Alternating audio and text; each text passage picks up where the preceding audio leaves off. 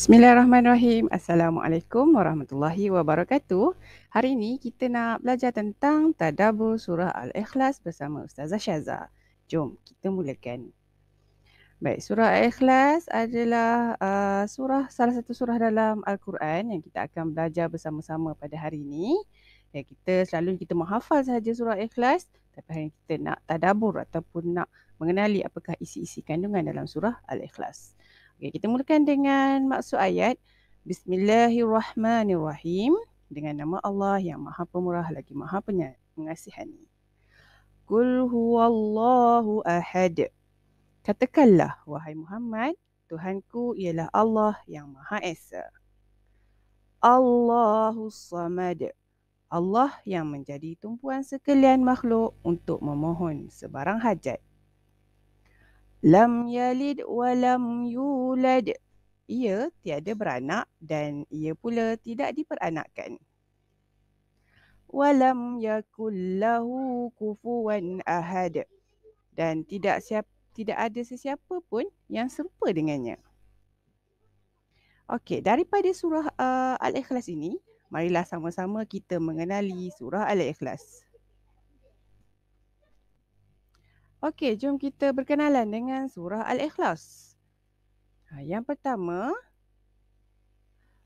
surah ini dikenali dengan surah Al-Ikhlas kerana menegaskan kemurnian tauhid kepada Allah Subhanahu Wa Taala.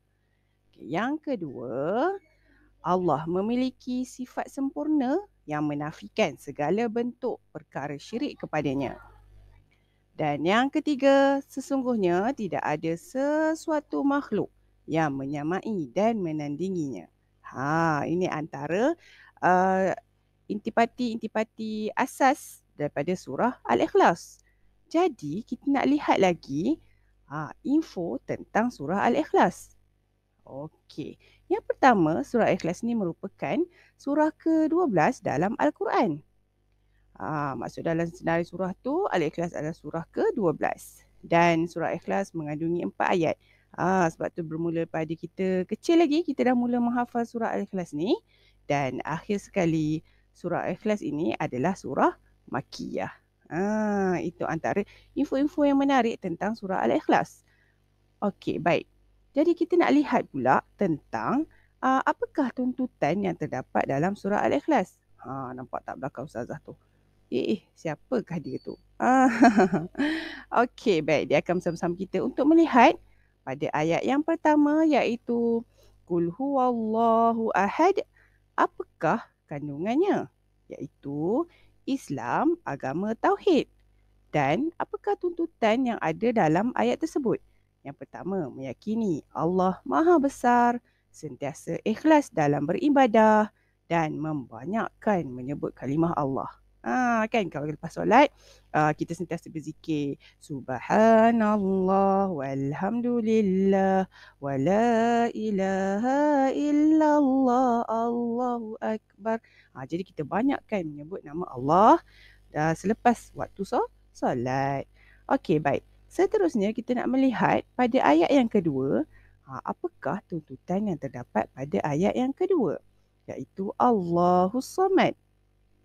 Okey, kandungannya ialah Allah tempat untuk kita meminta pertolongan. Dan tuntutan yang pertama, memohon pertolongan hanya kepada Allah. Menghindari diri daripada perasaan putus asa dan bersangka baik setiap ketentuan Allah.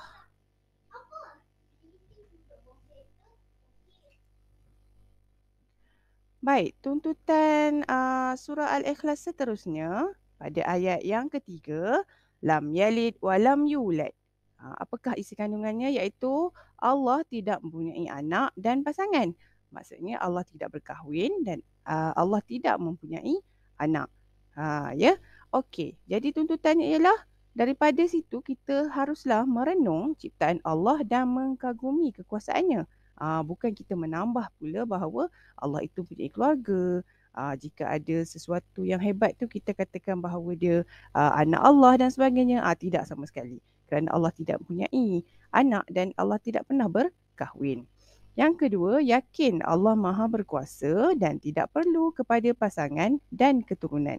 Kerana kita dah tahu, kita dah belajar bahawa Allah itu Maha Esa. Esa itu ialah Allah berdiri seorang diri. Jadi dia tidak perlu kepada pasangan dan keturunan.